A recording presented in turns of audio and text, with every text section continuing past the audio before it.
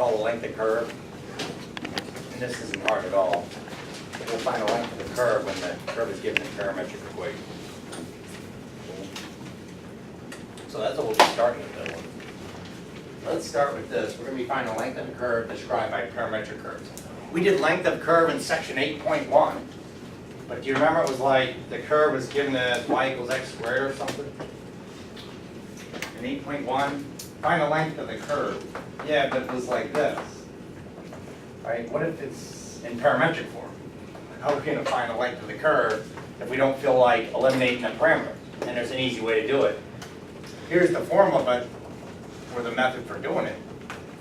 I think we should derive that first, because it's not hard at all. So I'm going to start with section 8.1. Do you recall the formula for finding the length of a curve? Or they call it an arc length. It was just the integral of the square root of 1 plus. Yes. You nailed it. Very good. And you go from one x value to another x value, true? Can you help me derive that thing? So the first thing is, I want to get the t's to merge, right? Because I want it parametric in terms of that parameter t. So I'll start with that dy dx. And how about, here we'll make it bigger so we can see it. Let's go into the dy and the dx. Now let's divide them both by d. Because all I'm doing is multiplying a 1 to that. So I'll start there. So let's say I divided the dy by dt and dt, dx by dt. That just means I'm multiplying a 1 expression, right? But now we need this to be in dt, true? So how about this? Let's multiply dt over dt. So far so good? Okay, we're almost there. We're one step away from deriving this. Can you help me put this back into the radical? That dx dt. We're going to just leave that there because we want it in terms of t. How can I put that back into the radical? When I multiply it in there, it'll be a what? A dx dt squared, right? And I'll put it here. I'll make sure I distribute it. So let's just see what happens. So I get it into the radical. We'll multiply it inside here. It becomes a dx over dt, but it'll be squared, right? Because it's going back in the radical. Then it gets distributed here, and look what happens. You put it here next to this what? Gigantic dy over dt, dx over dt, squared, and what cancels? And that's just right here. What cancels? The dx dt. Dx dt squared. And you're left with the integral of dx dt squared plus dy dt squared dt. These will be two t values. So these limits will be in terms of t. I'll call it t1 and t2. So that's an easy way just to derive it from the section 8.1 equation when we found the arc length. It would have worked even if you had 1 plus dx over dy squared dy. Cool? How come the second dx over dt is squared? Right? How they cancel? No, how come that one's squared at the top? Oh, so this one right here is squared. That one, the other one. Oh, and with this being over this is squared too. No. Oh, okay. Right, that one. Yeah, why is it squared? Oh, why is it squared? And I gather you're asking here too. Yeah. This was outside the radical. Look at this. Had no hat. We took this and placed it back into the radical. So that means I multiplied, basically, I could have showed another step. I called this the square root of dx over dt squared, is what I refer to this. Because isn't that equivalent to that? And then I had it inside the radical. And then Nicholas, I distributed it. So, okay, multiplied it by the 1. And I distributed it here as well. There it is, sitting there. But then now a lot of these cancel. And that's where this formula merged from. Cool. So this was actually, this formula here is in 10.2. But let's do a problem. Let's find the length of a curve when it's in parametric form. Because in 8.1 we found the length of the curve when it was what? Cartesian. Y equal to x squared. So this is in 10.2 This is like number 41. This is like number 41 in section 10.2. All right, oh, and they wrote the word exact, so let me put that down. Find the exact length of the curve. What we have is x equals 1 plus 4t squared. Y equals 4 plus 8/3 t squared.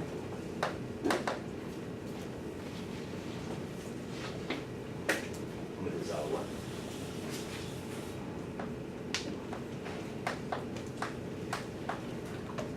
4 plus 8/3 t cubed. And he wants you to go from t equals 0 to t equals 2. All right. Well, that's the formula we use. We're right there.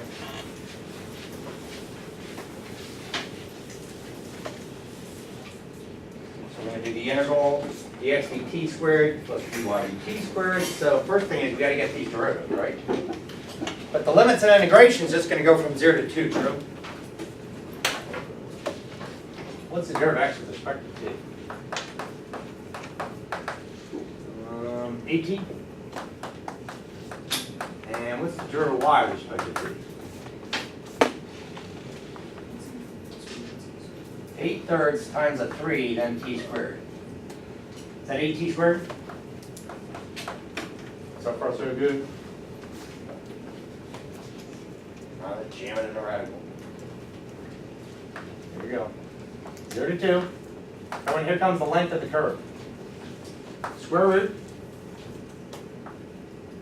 8t squared plus 8t squared squared.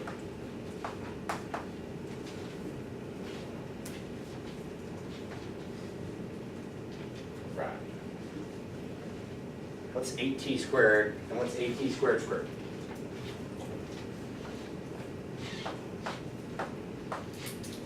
Um, 64t squared.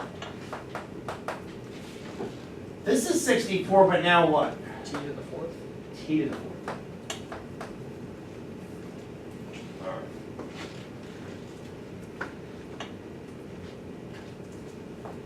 right. This won't be a trig substitution, but can we simplify that? Can we take something out of the radical? Can we factor? 64 t squared. I'm going to do that. I'm going to factor, first I'll leave it in the radical. 64t squared. That's a 1 plus just a t squared. Now I can pull that out of the radical, right? What will that be? Because we're going from 0 to 2. You might say, you got to put the absolute value of t. Well, t's positive, so it's going from 0 to 2. So what do you now get? The integral of 0 to 2. What's the square root of 64? 8. T, but you still have this square root of 1 plus t squared. I don't have to put the bars on there.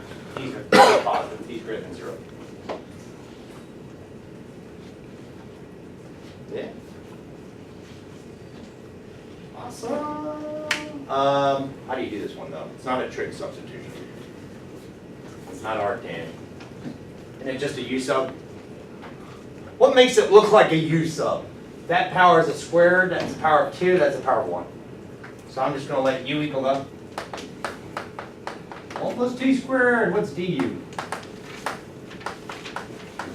2d dt. So I want to knock out that t dt. So I get 1/2 du equals t dt, right? Okay. 8.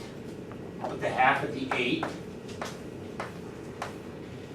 Bye bye t, bye bye dt.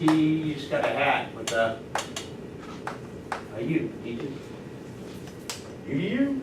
Square root of u du. So far so good? And 8 times a half is a what? 4 if you want to make that a 4, but how do you do that integral? You do the 3 halves, divide 3 halves, which is multiply 2/3. I still got this 4 here, right? Where's that 4? And did you want to change the limits or just resubstitute? Ah, he likes to change the limits. Interesting, so I'm going to do that. U equals 1 plus t squared. This was a 0. So what's 1 plus 0 squared? 1. Good. So when this is u equal to 1. He likes to change the limits. What's the upper limit? What's 1 plus 2 squared? 5. 5. You just put it right in there and you get your, what is 4 times 2/3? What's that, 8/3? Armando, you got it. Just 5 to the 3 halves. That's irrational. What's 1 to the 3 halves? That's the best way I can write it. Unless you want to write it like Bob. How's Bob write it? Back up would write 5 square root of 5 minus 1 exact length of curve. Isn't that cool? We just found the exact length of this curve, this parametric curve from 0 to 2. All we had to do was use this formula right here.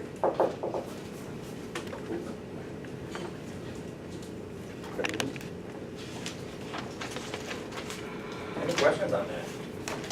I did change the limits though, so if you're a person who doesn't like to change limits, just keep your original 0 to 2 and resubstitute that u to be the what? 1 plus t squared, you get the same answer.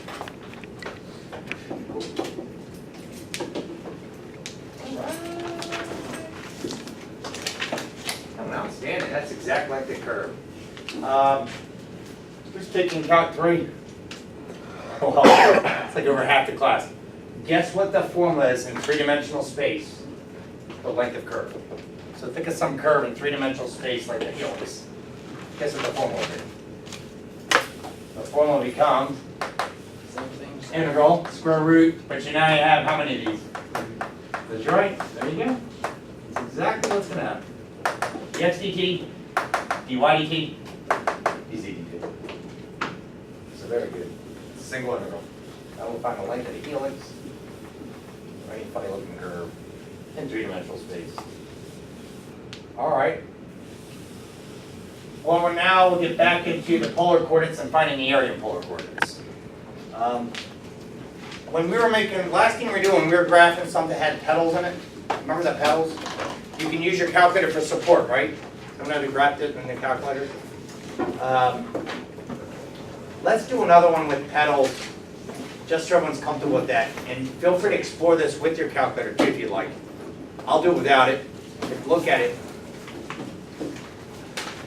And I want to see, most important is can you form that one loop of the petals? But this graph, not all of them have petals. See, some in polar coordinates just form circles. I mean, my gosh. And on that right there, if you graph that equation, that's a very simple equation, or simple curve. That's r equal to 2, meaning the radius of the circle will be 2, will be centered at the origin. Right? That's why polar is so awesome. Equations like r equals 2, or that's a lot more simple than something like this, right? Polar's pretty daggone cool when you're dealing with circles. And so that's what it's there for, but we saw stuff with some petals, and I wanted to start with one of those again. So this is a template, right? And then after this, we'll talk about what's the formula for finding area of a curve in polar coordinates. And we'll find areas of a couple of curves. So here's this equation now in 10.3. How about r equals 4 cosine 2 theta?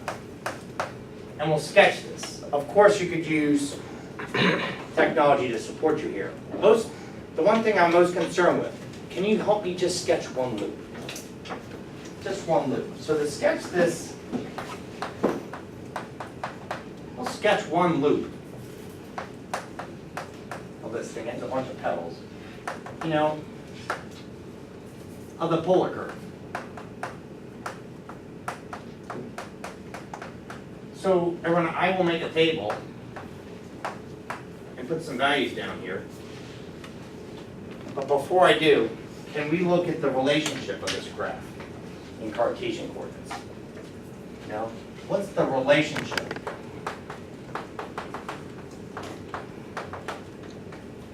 between r and what? 4 cosine 2 theta in the Cartesian coordinates? What would it look like? That's basically saying if I made that a y, I make that an x. What would it look like?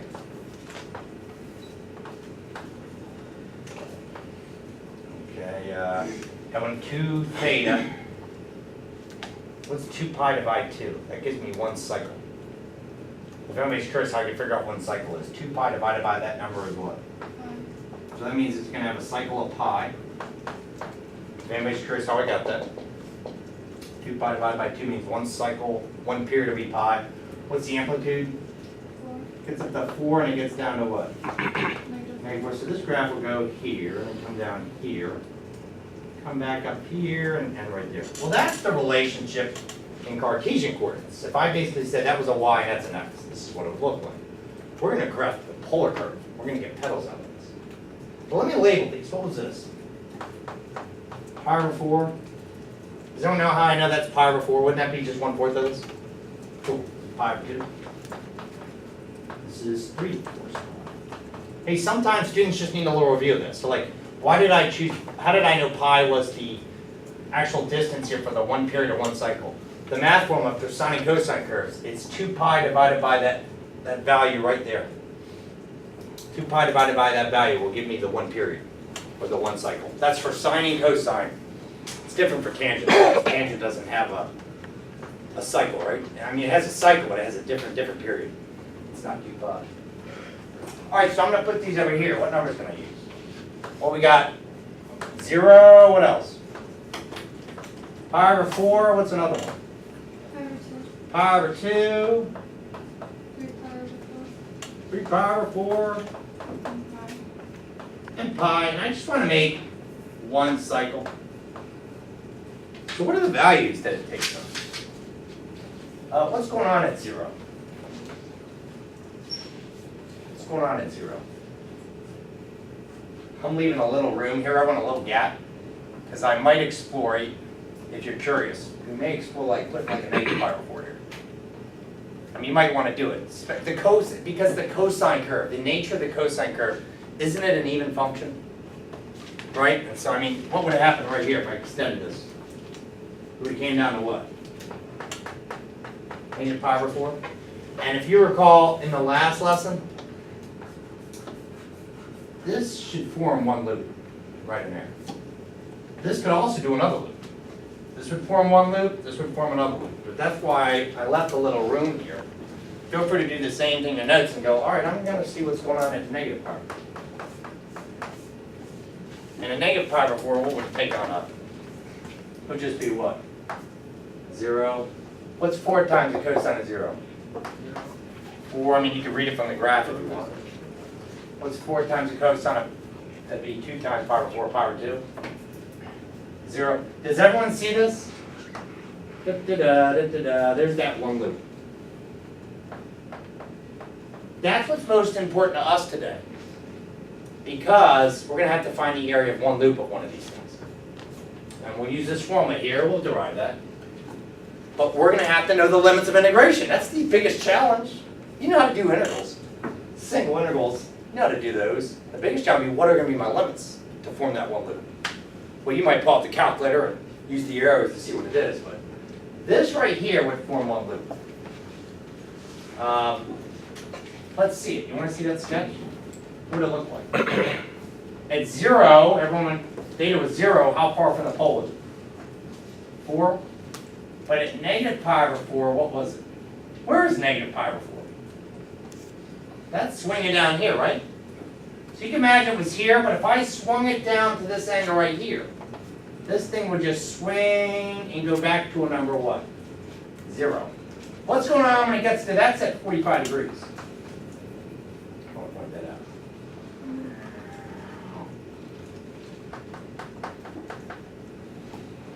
How did I know, you were asking me yesterday about this, how do I know what's going on between here and that point? I mean, these little points right in here might help me see it. Like these were the values taken on. And that's why it is helpful if you want to explore this with the calculator. Now what happened when it got past 0 and being a distance of 4 from the pole? What happened at the angle of 45 degrees? It came back to a what? A 0. So I'm gonna put an arrow here, this is what happened if I took this curve from here to here. Does anyone see the one loop that gets formed? It gets weird though, because people are like, how'd you go from 0 to 4 to 0? And I know it did this. You might wanna look at some other points that were involved in there. And so what I'm saying is like, at this number right here, between negative pi over 4 and 0, I knew it was gonna be a positive value, right? So just go, I mean, can anybody invent an angle between negative pi over 4 and 0? What, negative pi over 8? Will that work? Well, negative pi over 8 would be like right there. And that's what we're saying. It'd be a negative angle, but it'd be a certain distance away. That makes sense? But eventually it got to the what? 0, which means 0 from the pole, and it was at a distance of 4. And when you do this on your graphing calculators, TI-83 or TI-84, you just change the mode to polar. And what's a good zoom? Tricks. Zoom trig. Zoom trig does a pretty good job of zooming in on what you have there. If you want to use the arrows, you can watch it form, like each loop. But this only didn't have just one loop. Anybody try this yet? How many loops does that have? 4. Does that have 4 loops? This thing will have 4 loops to it. Eventually. You go, but it's not, if you haven't even tried it yet, real easy to put into the graphing calculator. Does anyone know that? And we'll come back to this problem later. Just remember, it's interesting. What formed the one loop from negative pi over 4 to pi over 4? Or what could have been another limit? What else could be limits of integration we'll do later to form one loop? Look at this. Does this help? Another loop should go from what? Pi over 4 to 3 pi over 4. Do you see that? Here, I'll shade it in. It's like shading these. They almost look like semicircles, but they're not. Right in there would form another loop. Because what's happening? You're getting that 0 and it's returning to what? It's at the pole and then it's back at the pole. Do you follow me? I mean, if you want me, you can put that in your notes that this is what's going on. Oh, it's at the pole. Then it's back at the what? It's back at the pole. And then it's back at the pole. This thing, it's forming a pedal, goes out and comes back in. It goes out and comes back in. Cool. But this thing eventually has 4 loops. All right. Hey, great job with that. That's what's most important to me. It's not that, hey, am I going to have to predict how many loops this has without the technology? No. But what you'll have to do is, in a second, we're going to find the area of the curve, but they'll actually find the area of one loop. Cool. Awesome. Hey, can I race? Excellent, Kate. Oh, I'll be glad to. So we're going to now form the second loop. And we'll use this as a guide to help us out if we have to. So let's start here. What happens when I plug a pi over 2 in there? 2 times pi over 2 is pi. Cosine of pi is -1. What's 4 times -1? And we can see that, like even coming over here, what was going on pi over 2 was at -1. Now do you notice this graph, this relation, Cartesian, we know these R values should be negative down here, between here and here. There's something funny when we plot points in polar coordinates when R is negative. So it went from here back to here. Now where's it going? Well, where's pi over 2? Swing there first. Where's 90 degrees? Oh, I guess I'll swing the curve up here then. Hold up. -4. So what would happen? And that's what happens. So it swings it down here. And it moved from here to here. There's a bunch of points between pi over 4 and pi over 2. They're right here though. They're all these little points. You know, I can plot them, but we can see them. And that's what it would do. It would just keep taking on those values until it finally got to the what? Right here. This would be a distance of 4 away from the pole. That's where this is at. This is actually at the point 0, -4. And that would be this. Now, how about to get back to this pi? Or this 3 pi over 4, excuse me. 3 pi over 4, this just turns into what? Is it back at 0? You can use that as a guide. Is it back at 0? So now, where's this curve going? It's coming back to there. It can be a little weird because I'm not plotting. You're going, don't you have to plot more points to see that? Not necessarily if you can use that as a guide. If you can use that as a guide to see, oh, that's what's happening. I would have had all those points in here reflecting all those points that were like right there or back up here. Hey, so when they ask you today, they find the area of one loop, Kate, you could set your limits as -pi over 4 to pi over 4, or you could do what? What else would make one loop? From pi over 4 to 3 pi over 4. Because all these loops have the same area. Does that make sense? Oh, cool. Take an erase. And eventually it makes 4 loops. One here, where are the other 2? Can you predict? Like there and there, right. And you change this to a 3, it gets a little different. The funny thing is you change this to a 1, it turns into just a full circle. So polar coordinates, yeah, you change numbers like that, there's coefficients. Mhm. Be a little different. Okay. Hey, we'll come back to this. But I think I'll leave that.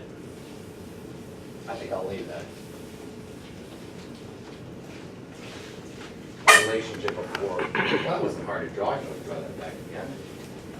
What I need to do now, and let's derive this formula, area and polar coordinates. To do that, does anybody recall in a geometry, probably in a pre-calc course, the area of a sector of a circle? We need that. So what's the area of the sector of a circle?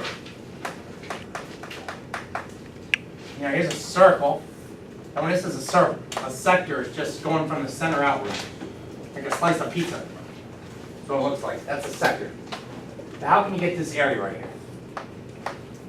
The formula, don't worry if you didn't know it, is 1/2 r squared times theta, as long as theta is in radians. Okay, that's the actual formula finding the area of a sector of a circle. So if you're thinking, wait, what about pi r squared, then divide by like a fraction of 360 degrees? If that's what you're thinking, yeah, true, but this is in radians. Cool. Well, then this will help us find the area of the sector of a circle. Sure, in a geometry class, but this allows us to find area in polar coordinates. Because we're thinking, okay, I don't know. And when you had a graph that, let's say, it does something like this, we could break this into sectors, right? But really small sectors. Let me do it again, like this. Cool? And we could send a limit to infinity of all those areas of the sectors. Do you follow me? So I mean, if this was theta here, you want to just call it d theta? Like a small angle, we can call that what? D theta in there, just a little d theta. And we want to get this. You go, okay, what I can do is take the area of that sector. What's the area of that sector right there? 1/2, let's say it's in terms of r, some equation in terms of r. 1/2 radius squared times, what's my angle now? D theta? Okay. And we're just going to sum this. And actually, I'll even put it in this notation first. Let's just call it a very infinitesimal change. So I'll use change in theta. And I'll call this change in theta like that. And we'll take this, and we'll sum this from towards infinity. I'm going to put I equals 1 and send this to n, and I'll just put like, and when we can do like an r sub I here. Like some r sub I, like there's going to be a bunch of these. And we'll turn this into just an integral. What does this turn into? The summation of all these, which will be 1/2 r squared, where r is the equation, d theta. There you go. That r will represent the curve. But if they ask you to find the area of one loop, we're going to have to do the limits of integration, right? These will be in terms of theta. Hey, the book, you'll notice they also write it like this, if you like it. Like a function of theta. Do you prefer that? I'm going to leave it as r because the majority of the problems you see in this section is written as, you know, like y equals x. This is r in terms of theta. So just keep an r there. Sound good? All right. Hey, let's start with one. And I want you to find the area of one loop of a circle. All right. This is in 10.4.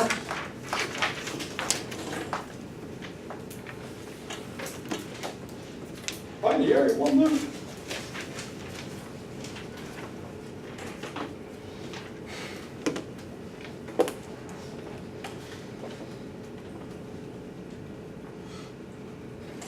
funny. Well, this is in polar coordinates, right? 1/2 integral r squared d theta. You got it. I will do a one loop problem, but I just want to point out, this is number 2. Just from the textbook. This is all they wrote. They didn't make a sketch, they didn't ask you to make a sketch, they wrote r equals cosine of theta. That's all they wrote. And they said, I would go from 0 to pi over 6, they're giving you the limits of integration, they want you to get the area. Inside of here. Inside the area. They go find the area of the region that's bounded by the 0 to pi over 6 of r equals cosine theta. How would you set that up? You don't have to solve it, I'll just, you set this up. What would give the area? So the wording again, find the area of the region that is bounded by this.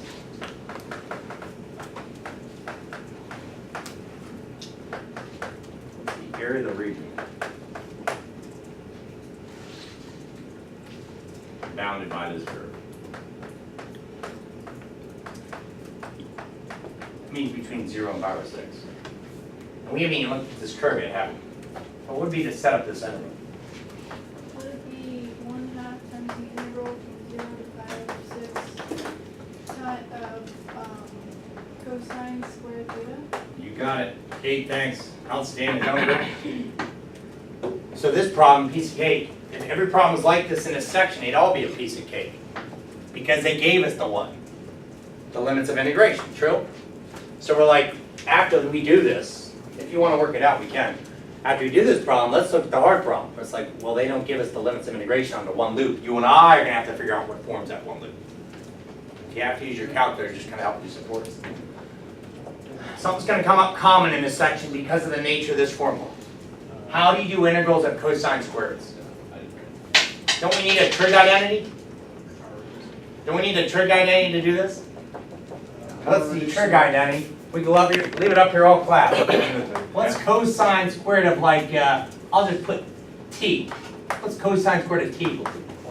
1/2 plus 1/2 cosine of, yeah, 2t. You can use x.